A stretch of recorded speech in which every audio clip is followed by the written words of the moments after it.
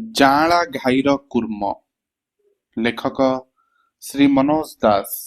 ମୁଁ ପାଠ କରୁଛି ଶାନ୍ତନୁ ତ୍ରିପାଠୀ। ଜାଆଁଳା ଘାଇର କୁର୍ମକୁ ସମସ୍ତେ ଚିହ୍ନିଥିଲେ।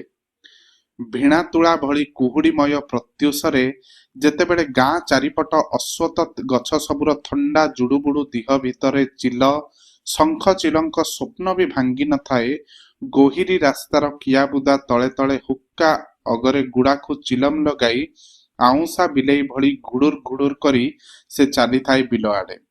ଘଡ଼ିଏ ଯାଏ ଏଇ ହିଡ଼ରୁ ସେଇ ହିଡ଼କୁ ପାହୁଣ୍ଡ ବଦଳ କରି ସେ ଗାଁ ଭିତରକୁ ପ୍ରତ୍ୟାବର୍ତ୍ତନ କରିବା ବେଳକୁ ସାହି ରାସ୍ତା ଉପରେ ଗଛପତ୍ରର ଫାଙ୍କ ଦେଇ ଝରଝର ଉଷା ବୁଣି ପଡ଼ିଥାଏ। ସତୁରା ମା ସେତେବେଳେ ତା କୁଡ଼ିଆ ଆଗ ରାସ୍ତାରେ ଝାଡୁ ଦେଇ ସାରି ଗୋବର ପାଣି ଛିଞ୍ଚୁଥାଏ। କଳା ମୁଗୁନି ପଥର ଭଳି ପିଠି ଭିତରର ସୁପ୍ରାଚୀନ ମେରୁଦଣ୍ଡଟାକୁ ସଳଖ କରିବାର ଚେଷ୍ଟା କରି ଜାଆଁଳା ଘାଇର କୁର୍ମ ସେଠି ଛିଡ଼ା ହୁଏ। ହଇଲୋ ମା, ତୋର ସେଇ ତୁଠ ସେପଟ ଗହିରୀ ଜମି ଗଣ୍ଡକ ରଘୁଜେନା ଭାଗ କରୁଛି ପରା। ତହିଁରେ ଏକା ଏ ବର୍ଷ ଭଲ ଫସଲ ଉଧେଇବ। ସିଏ ପରା କହରା ମାଟି, ତା ପେଟରେ କାମଧେନୁ ଭଳି ରସ ଅଛି। ଯେତେ ଯୁଗ ଟାଣିଲେ ବି ସେ ଧାନ କେରାକୁ କ୍ଷୀର ଯୋଗାଇବା ବନ୍ଦ କରିବ ନାହିଁ। ହେଲେ ରଘୁ ସାହୁ ଘର ଜମି 2 ମାଣରେ ଚାରା ଆଜିଠୁ ସିଠା ପଡ଼ି ଆସିଲାଣି। ଲମ୍ବା ଝାଡୁର ବନ୍ଧେଇ ଉପରେ ହାଲୁକା ଭାବରେ ହାତ ପାପୁଲି ଥୋଇ ସତୁରା ମା ଶୁଣେ। ଆଉ ଜଣେ 2 ଜଣ ବି ଆସି ଶୁଣନ୍ତି। ଜାଆଁଳା ଘାଇର ବାସିନ୍ଦା ଗଣଙ୍କର ଦୈନନ୍ଦିନ ପ୍ରଭାତର କାର୍ଯ୍ୟକ୍ରମ ଏହି ସମୀକ୍ଷା ଶ୍ରବଣ ଠାରୁ ଆରମ୍ଭ ହୁଏ। ଜୀବନ ଇତିହାସର କେଉଁ ପ୍ରାଥମିକ ପୃଷ୍ଠାରେ କୁର୍ମ ବୁଢ଼ାର ନାମ ଥିଲା ପରମାନନ୍ଦ। ସେ 1800 କେତେ ମସିହାର କଥା।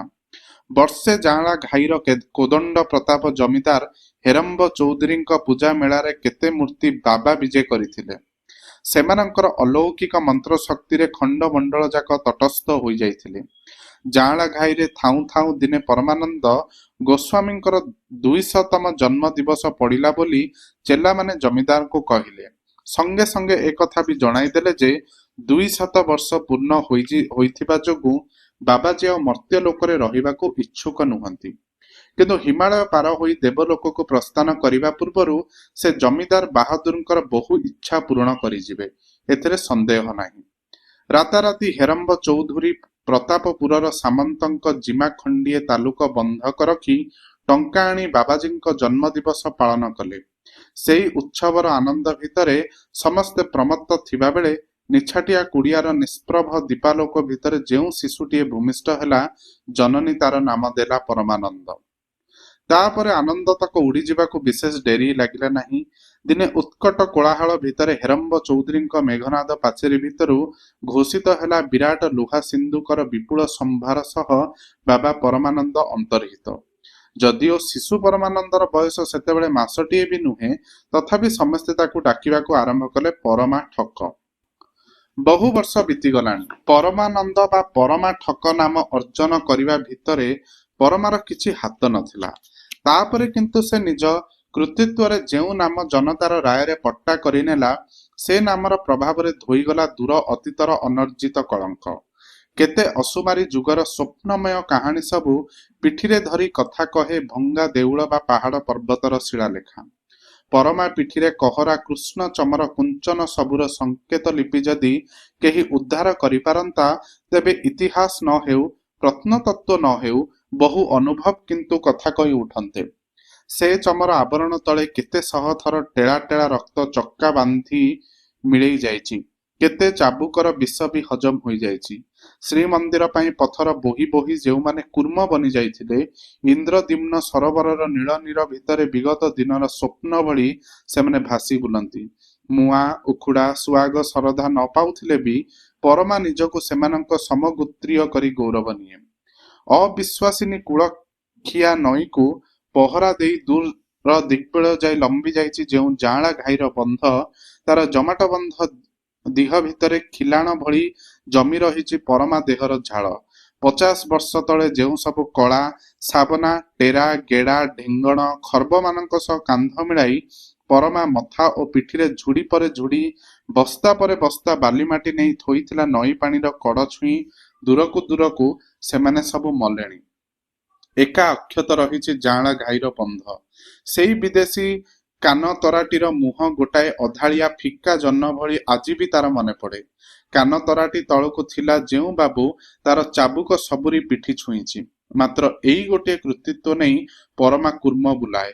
ସେ କଥା ନୁହେଁ, ଗ୍ରାମ ଦେବତୀ ଚଣ୍ଡୀଙ୍କର ଏଇ ମନ୍ଦିର, ସେଇ ବିରାଟ ରାସ ପୋଖରୀ, ସର୍ବୋପରି 40 ବର୍ଷ ତଳେ ତିଆରି ଜମିଦାରଙ୍କ ଏଇ ପ୍ରକାଣ୍ଡ ବାସଭବନ। ଏଇ ଅଟ୍ଟାଳିକା ହିଁ ତାର କୁର୍ମତ୍ୱର ପ୍ରତି ବିଶେଷ ଅବଦାନ ଦେଇଛି। ପିତୃ ଅମଳର ପୁରୁଣା ଋଣ ସୁଝିବା ସକାଶେ ଏଇ କୋଠା ତୋଳିବା ପାଇଁ ସେ ପୁରା 2.5 ବର୍ଷ ବେଠି ଖଟିଛି।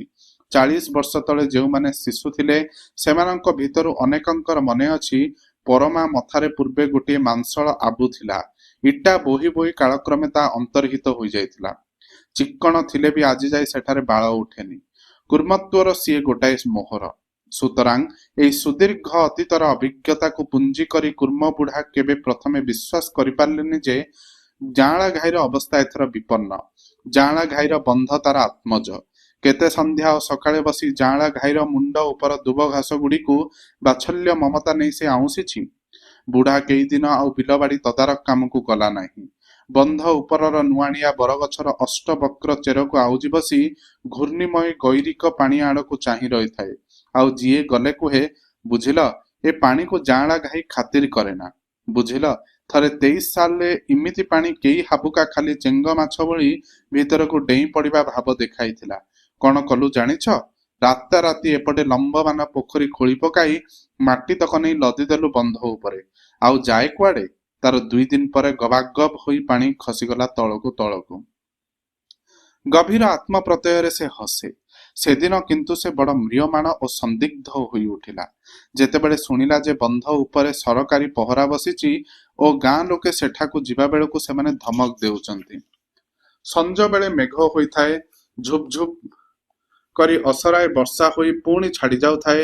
ବୁଢ଼ା ଧୀରେ ଧୀରେ ଆସି ବରଗଛର ଗୋଟାଏ ଓହଳ ଧରି ନଈଆଡ଼େ ନିର୍ନିମେଷ ଭାବରେ ଚାହିଁ ରହିଲା। ଅକଳନ ପାଣିର ଅସୀମ ଶୋଭାଯାତ୍ରା। ତାର କଳା କଳା ଘୂର୍ଣ୍ଣି ଭିତର ଦେଇ ସେ ଯେପରି ସାରା ପୃଥିବୀଟାକୁ ଚାହୁଁଛି ପାତାଳକୁ ଠେଲି ଦେବା ପାଇଁ।